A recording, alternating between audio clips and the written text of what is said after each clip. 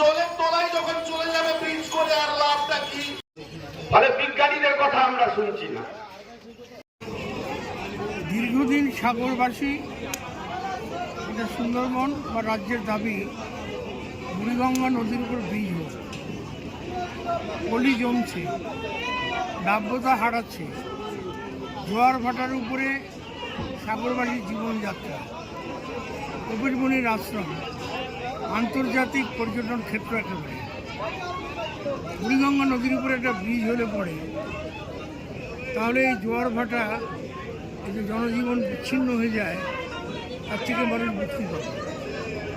2010 সালে এটা কেন্দ্রের অর্থমন্ত্রী প্রণব মুখার্জি আমাকে ডিপিআর করতে বলে, ডিটেলস প্রজেক্ট।